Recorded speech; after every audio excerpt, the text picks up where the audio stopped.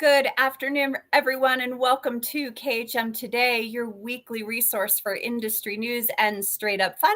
I am your host, Carolyn Orff, and today is the last day of August. Where did the time go? I can't believe we're here. It feels like pumpkins are starting to make an appearance everywhere you look. I'm not quite ready for that. No fall decor just yet, but it is starting to turn into that crisp weather that some of us love. Some of us still love the heat. So anyways, thank you so much for being with us today. We have a fantastic show for you. But before we get started, just a little bit of news. Over the weekend, the Norwegian Prima debuted with Godmother Katy Perry on board. It looked like it was a party not to be missed. So congratulations to Norwegian Cruise Line for their debut. Congratulations to ASTA for raising a record $375,000 during its global convention last week. Marie Smith is with us a little bit later. She was there for that event, and it looked like it was a lot of fun. And then finally, we're heading into a holiday weekend. So just as a reminder, if you've got clients traveling, make sure you're taking a look now at those hours of operations, those emergency travel numbers, so that you're not caught by surprise on Sunday or Monday when offices are closed and you're seeking some emergency help for your clients. Knock on some wood, that's not going to happen, but it's always best to be prepared. So, all right, you guys, it is back to school. Almost everyone is back in. If they're not in yet, they'll be in next week. And Tim Smith is back to share some of his insights into our educational opportunities. Hi, Tim. Hey, how we doing? Good. So I'm loving watching both my kids, one now in college that I never hear from, enjoying her academic experience. I still have a sophomore in high school. He's learning. What should I be doing with my time? I don't know if you look old enough to have kids going to college. Well, thank you. I appreciate that. But trust me, I am. Don't ask me to get out of this chair. Oh, I see. Well, I was just thinking about the little boy that went to school on his first day. And he came back home. It was his first day of school ever. And his mother said to him, "Hey, Johnny, what did you think? Did you enjoy it?" And he goes, "Oh, yeah, it's really good." And she goes, "You looking forward to going back tomorrow?" And he goes, "Oh, no, I don't have to go back tomorrow. I learned it all today." Exactly. But that definitely is not the case for travel advisors. You have to be doing something, educating yourself regularly in order to stay on top of things. Yeah, it kind of reminds me of people that maybe graduate from high school or graduate from college, and then they're like, "Okay, I've learned it all. I don't need to go anymore." Mhm. But life is definitely a continuous training. And so I'm here to say we have a plethora of resources that are available. We got supplier webinars, KHM Today. This is a great program for people to be on. In-person events, the learning management system, destination success, boot camps, all those types of things. And what am I leaving out? Anything? No, those are all fantastic in-house opportunities. What about some of the ones that are, outside of the realm? I just got an email earlier today. Someone was interested in CLIA. CLIA has great certification programs and certificate programs. The Travel Institute, if you're looking to learn, take a class there. Even if you're not ready to take that leap towards CTA, it's a great place to do destination training. And then, of course, we love the ASTA Verified Travel Advisor program. These are a little bit more lengthy, but all great places to learn. Yeah, all the things that I've done. I'm not a travel agent. I'm a sales trainer, but I've been through a lot of those classes, and it's amazing the stuff that you can learn and how I think it helps you be just a better all-around agent. Mm-hmm. Yeah. So tell me, do you feel it's important when people are looking to expand their education? Do they have to pick one thing, or do you think it's okay to pick, a little bit of this and a little bit of that? Well, there's a couple of schools of thought. There's the shotgun approach, which you're doing a whole bunch of stuff that I see agents do sometimes when they start. And then I see the rifle approach where they just shoot for one thing. Maybe they know a lot about Disney. I was just talking to one agent, and she spent 9 years in Europe. And so she concentrated on Europe in the beginning. But then I think it's better to just keep broadening your, scope of the things that you know about. Because because you never know where that next phone call is going to come from. Well, exactly. And I think sometimes, we have a niche that we want to focus on, but sometimes the people we surround ourselves with have no interest in that niche. So we have a choice to make, right? We continue to focus on that and wait for those clients to come to us or seek those clients out, or we broaden our horizons a little bit and we say, oh, okay, I'm going to go learn about this or that. I think you could leave a lot of money on the table if you just, like one lady who specialized in Disney, and she goes, I just do Disney. I just do Disney. Yep. And I'm like, there's so many other things that, I mean, if I called her, I haven't ever been to Disney and don't have a desire to go to Disney. So if I called her and she started talking Disney, I'd be like, hey, that's really nice. Goodbye. Yeah. So, I mean, I think you have to follow your passion. Think about the amount of time that you spend. We've got a lot of advisors out there where this is a second job. And so focusing is important to them because they don't have the time to look outside of that. But I also think it's really fun when you're looking for educational opportunities to focus on things that you're interested in and that you find fun. Otherwise, it's just clicking through slides and buying your time, right? That's not fun. So I think having that interest is really important. Well, I'll tell you what, I do moderation, being the moderator of all these webinars that all the different vendors do. Yeah. And it's amazing. I'll be watching one and they'll be talking about a train going up in Alaska. And I thought, I want to go there. And right. The next person I talked to supermarket, they're going, oh yeah, I'm thinking about going to Alaska. I'm like, man, I got something for you. And if I know something about this. If I haven't watched that video, I wouldn't really have much to talk to them about. Mm-hmm. Yeah, it's definitely a conversation starter and just a fun place to be. So, okay, so the takeaway here is if the kids are going back to school, take an hour a day and learn something new or enhance the learning that you already know. Absolutely. The other one that I did yesterday was Delta Vacations. Yes, the bucket list items, right? Yeah. And it just reminded me of the trip I was on. I grabbed the stewardess and I said, can you move me to another seat? This crying baby is driving me crazy. And she goes, no, sir, I can't. And it's your baby. So for a minute there, Tim, I was like, oh, that's not good. You shouldn't. Yeah, no, that's no. Well, I have one other one for you. What do you call an airplane that's flying backwards? A receding airline. Very good. And on that note, you have a fantastic day. All right. So educate. There's always something new to learn. Oh, thanks so much. All right. We'll see everybody. Have a great week and a great month. Yes, we should say that we do have some new LMS courses coming out in Destination 2, servicing the client. What do you do after you've made the booking? We're going to be talking about suppliers, preferred suppliers. How do you work with suppliers, or should you work with suppliers that are not listed in the supplier list? And also service fees. Do you charge them? When should you start thinking about charging them? So those are things that are coming soon to KHM's Destination 2 in the learning management system. But one of the best ways to make money in this industry is groups. And with me today is Mike Ehlers from Apple Leisure Group. He is the Vice President of Group Sales, and we're so excited that you're here today. Hi. Awesome. Thank you very much. How you doing?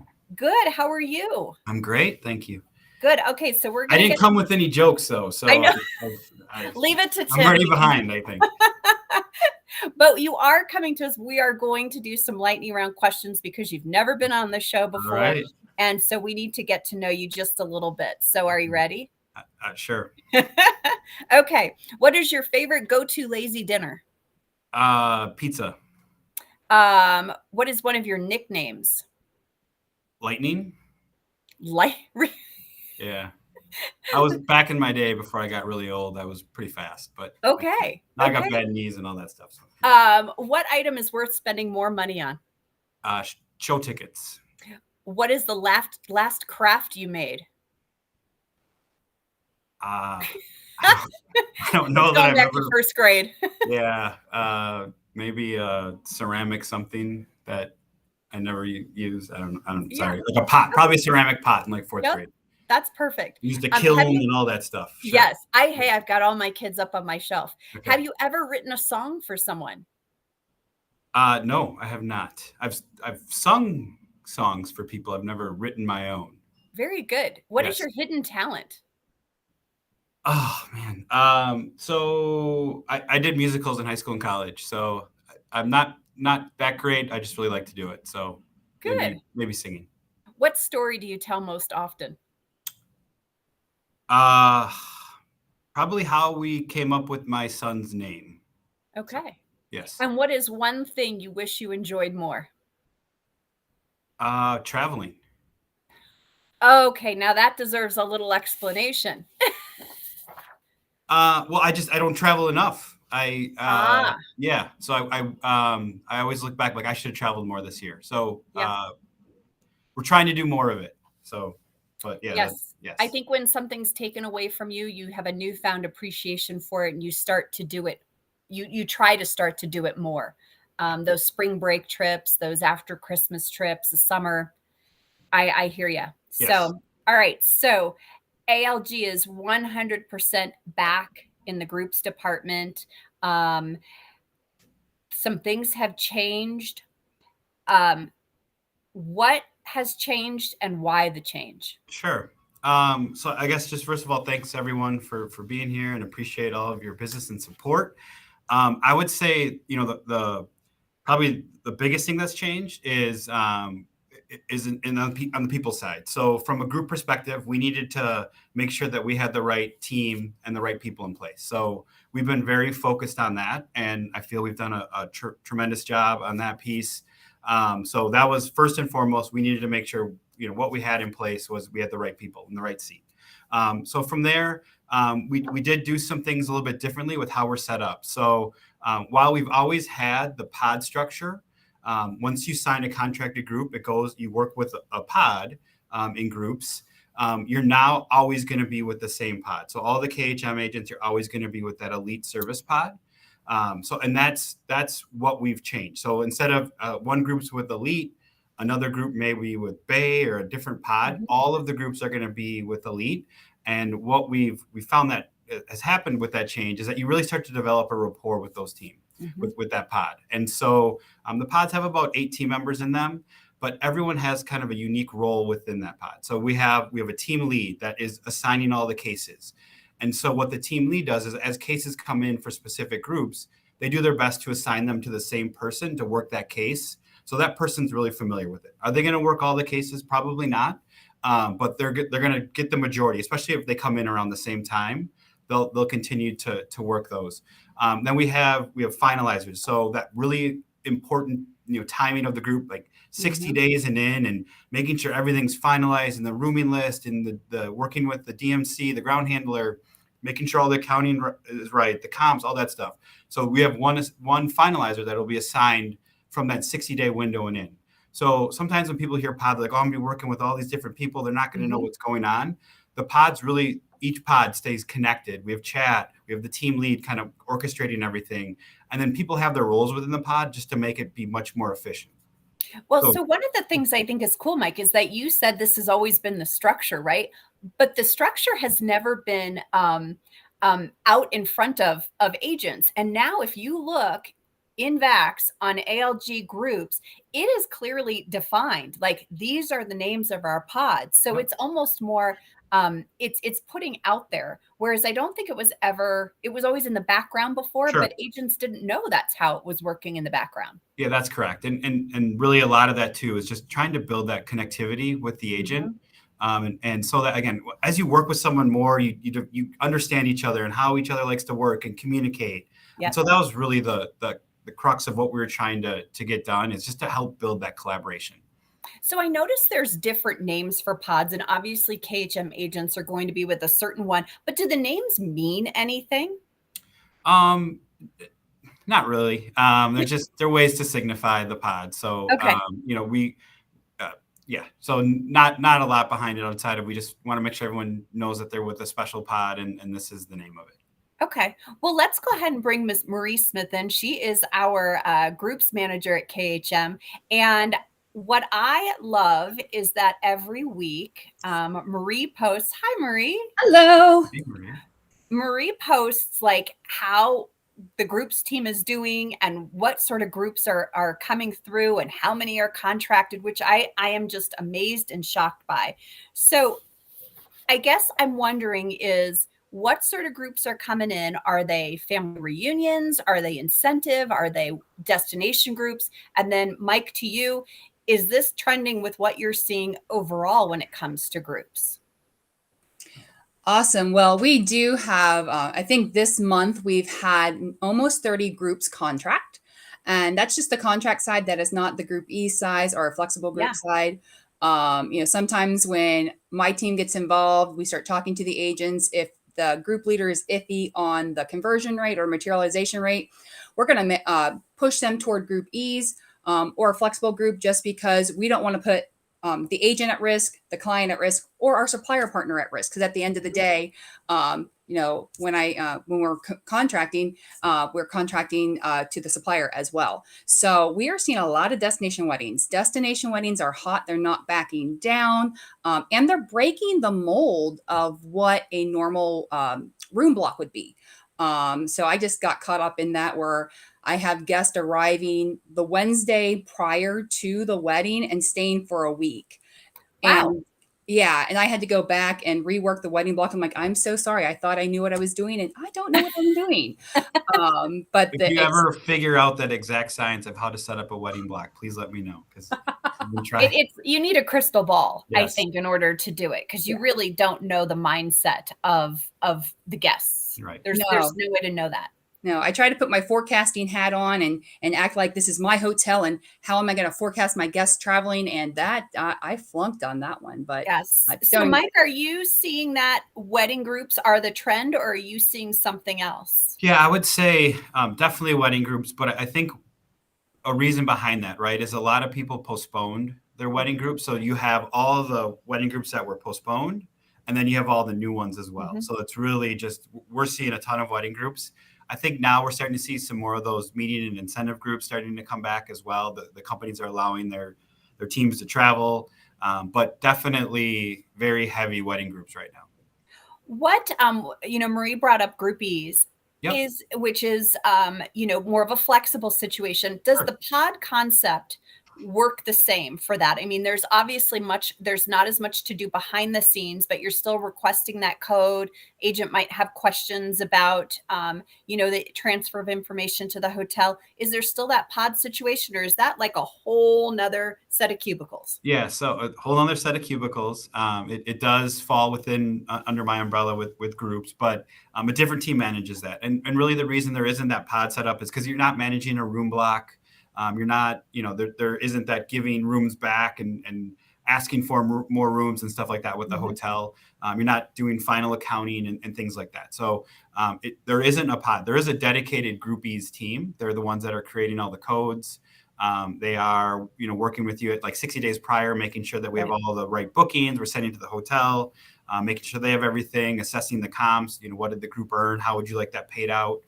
They're doing all of that, but it's not a pod. It's more of a smaller team that's managing that. Okay, great. So here's a question for both of you. Maria, I'll ask you first. What is one thing agents should know more about when it comes to groups? How to read a contract and how to look at them and understand what attrition is, and even deposit policies. AMR Collection, beautiful brand. They have their deposit policies down to a science, and it has to deal with how large the hotel is. Is it a tier 1, 2, or 3, or 4? And I'm surprised by when I get contracts in, I'll give a call. I'm like, hey, did you realize this is a 20% to deposit due with X amount is non-refundable? Like, oh my God, I didn't know that. So we work it through. So I do see that Teresa's asking a question about who to reach out to for groups, and reach out to our group team. We are here to help you develop that group. We're going to walk you through between Kevin, Joanne, and myself. We are all very young too. We have about 100 years of experience of booking groups. So on the land side, I probably might be the stronger land. Cruise, Joanne and Kevin can book cruise groups in their sleep, but we're going to help you with conception to commission. That's why we are here. Awesome. Mike, same question. What is one thing that you wish agents, kind of knew more about? Yeah. So I guess somewhat similar, and maybe we should have compared notes, but I guess going a little bit deeper with that is the difference between room nights and rooms in the contract. Absolutely. And so there's a lot of times where a travel advisor will book a room and, say they hold rooms for 7 nights and they book a room for 5 nights. Well, there's still 2 nights available. Mm-hmm. And, from our side, we don't just automatically release those, because when we used to do that, we used to get yelled at because, you know what, I wanted to use those room nights and now I can't get them back. So we wait for the advisor to tell us to release those extra nights. We call them orphan nights because they don't have a home right now. But that's really important because some hotels in their contracts, they base the cancellation and attrition on room nights and not rooms. So you could block a room or block a group for 20 rooms for 7 nights and you book all 20 rooms. But if you're booking them for 4 and 5 nights, there's those unused room nights that could fall under that cancellation attrition penalty. So it's just always really important that you're paying attention to that. When you look at a contract now, Mike, do you just automatically know your brain should zoom in on A, B, C, D and know what those numbers are? I mean, or are you so in tune with what the different hotels send over that, nothing's a surprise anymore? There's always surprises. I would say on the regular groups, it's pretty routine, especially for the, a lot of the bigger chains that we're selling. I think where you get into some of the unique things are on the larger groups, with just some of the deposits and stuff they're requiring up front. And, when does a cancellation and attrition window kick in? Some of those things get to be a little bit different than your normal group contract. Perfect. Okay. And then another question for both of you. What is one place where agents might drop the ball when working with groups? It's the review process and not knowing those dates, missing dates. You have to have a system down. If you don't have a system down, you're going to be at a disadvantage. One thing that we do at the groups team, we do review these contracts with the agents because, again, like Mike said, the room nights versus rooms, it's very different. AIC, AMR Collection, Charisma, they are all room nights. And when it comes to dropping those nights, you could have inventory on one night, and just by dropping that one day, you've set yourself into attrition.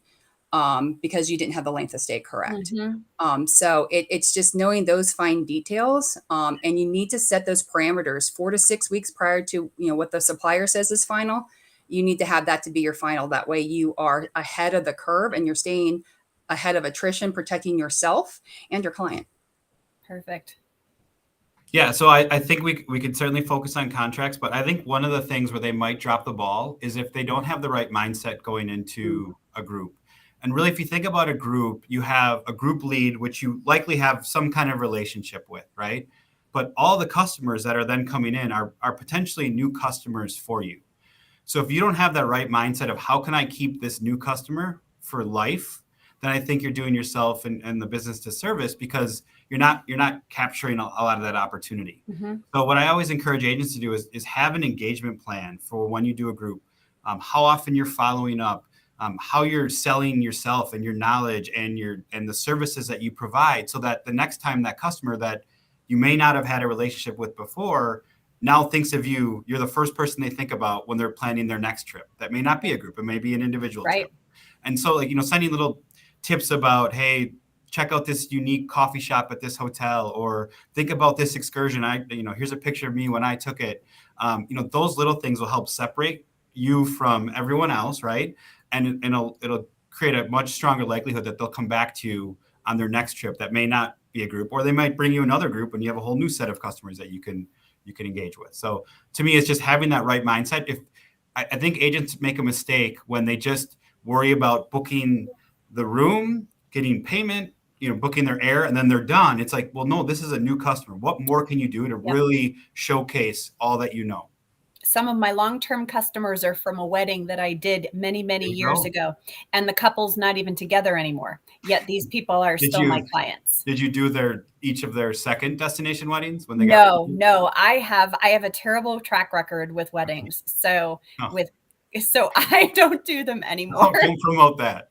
Yeah, exactly. So I've just decided to bless and release. Okay. I'll do your honeymoon, but I don't want to do your wedding anymore. Sure.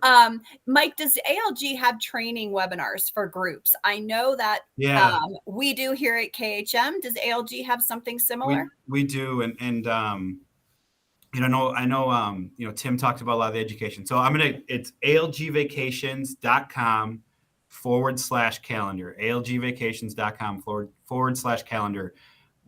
It's a calendar of all the trainings and webinars that we have. So you can sign up for, live webinars, or you can look at the recording. They're all recorded. We have a ton on groups that we do, but we have a ton overall that we do just on VACs and destinations and hotels and all that stuff. So I would say check that out just to see all the options that are out there.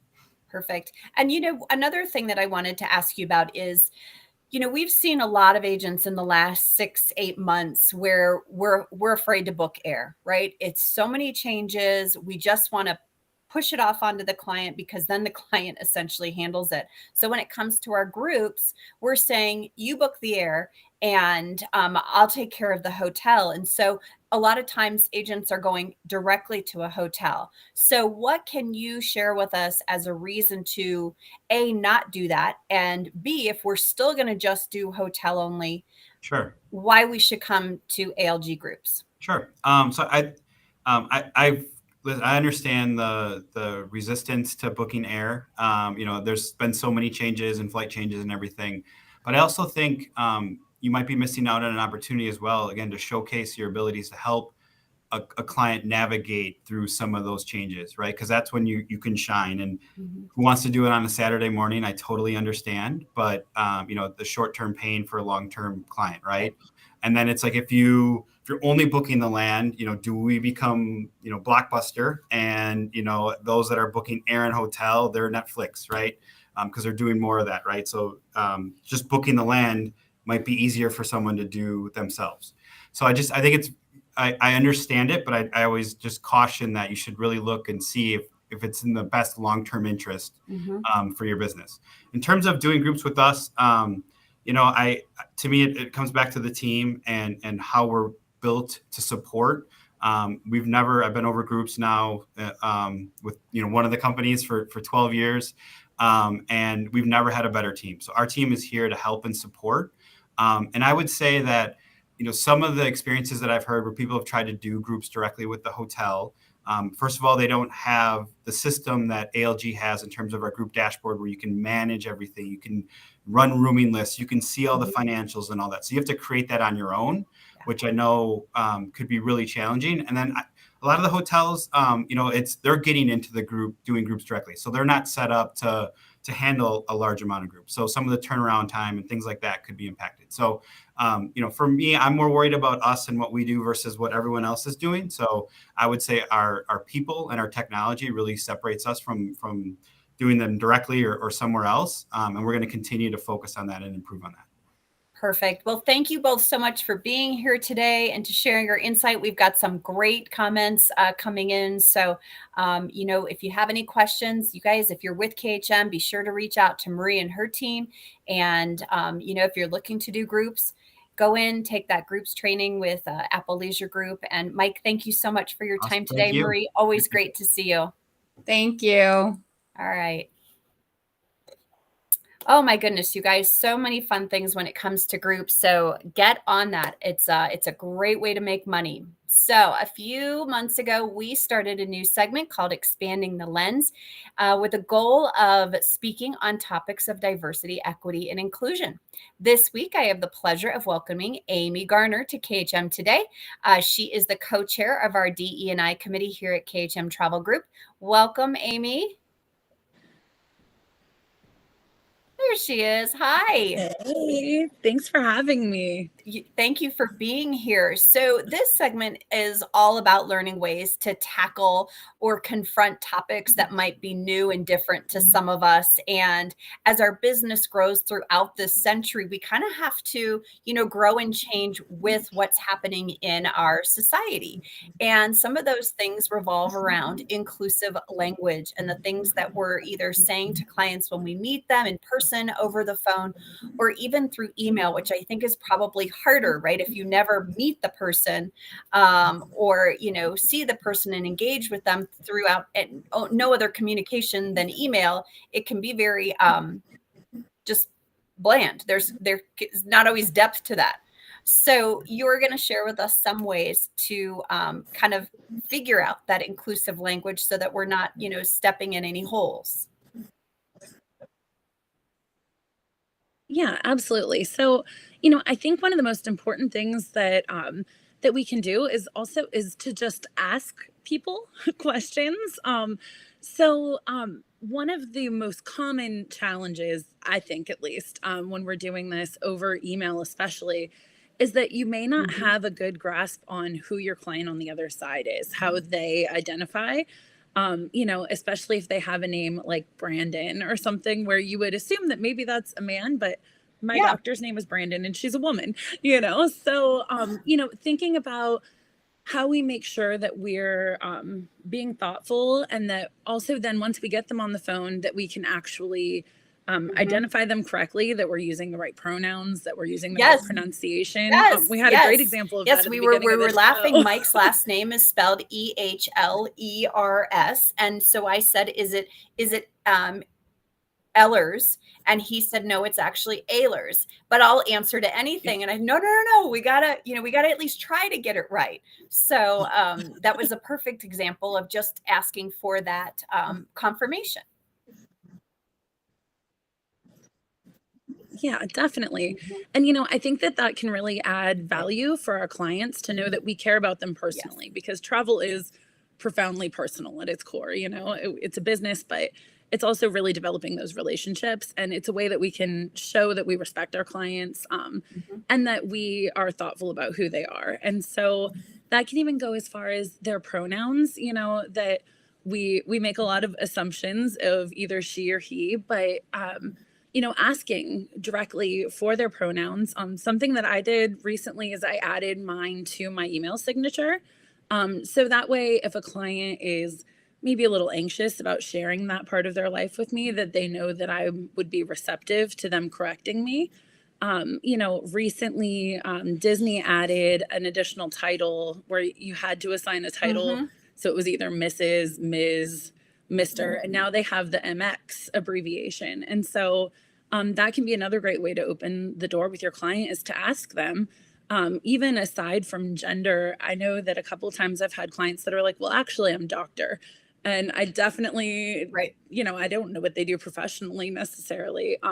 So even just asking what title they prefer on the reservation can open up a whole conversation about and that what might pronouns be an they prefer easier way, and those kinds because of things. this is a somewhat new topic for many people, and I think for so many times we're afraid of making mistakes that we're afraid to even approach it. And so I really like your idea of saying, how would you like to be addressed? Because you're touching on both of those things with grace, but also with something that's natural and something that's been around for years. So you have less chance of making a mistake and hurting someone's feelings. But I think your message also is definitely, as long as you're trying, then the person on the other end should be open to that. Right. Yeah, it really comes down to our intentions. Am I intentionally misgendering you or intentionally mispronouncing your name? Or the worst, I think, is if you ask someone and then you say, oh, that's too hard, I'm gonna have to give you a nickname. Right. So it's your intention. Are you trying to get it right? And as long as you are trying, I think that goes a long way. I think something that we're a little more comfortable with, and something that's been around a little bit more, is that sensitivity around LGBTQ plus. So instead of bride and groom necessarily, it's couple or parents instead of mom and dad. So speak to that a little bit about some language that we should be using or could use to do it better. Yeah, definitely. Well, I think, we were just talking about groups and how popular destination weddings are right now. And within my own experience, I've found that especially LGBTQ weddings are very popular right now. And a lot of us could be losing that business just in the way that we're marketing the experience. If we're talking about the bride and groom instead of using, words like the couple or partners. And so, again, it kind of goes back to that whole, you can always just ask. We think bride and groom. And then I think when we don't know what to replace the other one with, Right. because we have them associated with gender in our mind, is that like, oh, what do I ask? And so there's a ton of different options that people use. They may just be, bride and bride, or they might do bride and wife or bride and partner. And so you can always just say, hey, how would you like me to address you? Or are you all using any, different terms for yourselves, or would you prefer bride and bride? And also making sure we don't cut them off from those experiences. Like, it was really fun at my wedding to hear bride and groom, and Mr. and Mrs. And so making sure that we still give them the opportunity to have those experiences and feel that excitement that they're Mr. and Mr. Mrs. and Mrs. I love it. And it's so together. important to have these conversations. And we know that everyone's going to take these baby steps in their business and do what's most comfortable for them and their clientele. But I really think it's an important conversation to have. And as you can see, I sometimes am at a loss for words. Like, I don't want to say anything that's not correct. But I've also been very open that, I don't know it all. You have to be open to learning and and making mistakes None and of us owning do. those mistakes and just saying, oh my gosh, I'm so sorry. How would you like to be addressed? Yep, exactly. I always say those are the two steps to an apology: is I'm sorry. I'm and a then big also person in correcting owning like your doing mistakes. your I best. can't be angry with you if you own it. Yeah. So, well, Amy, thank you Definitely. so much for taking the time today to educate us and open our eyes to something new and different, and something that we absolutely need to learn more about. So thank you. And you're going to be back for many more shows to come. You've got some great Absolutely. topics Thank coming you. up. So, thank you. Yeah, All right, you guys, it has been a great day. How quickly it went. Thank you all for joining us today. Thank you to our overall sponsor, Apple Leisure Group. Next week, we have Derek Stewart with American Airlines Vacations. We have Shalise Moser, you guys. She's a fantastic agent with us who recently moved. And so we're going to talk about what it looks like when you move states. What does that do to your business? Is it good? Is it bad? I'm guessing it's all good. So we're going to talk to Shalise about that. And we have a fantastic panel of agents that attended our Bootcamp 2.0 event in May. And they're going to share with us what they learned and the reasons why you should attend in October. So thanks so much for joining us. Have the most fantastic holiday weekend, everyone. Be safe, and we'll see you next week.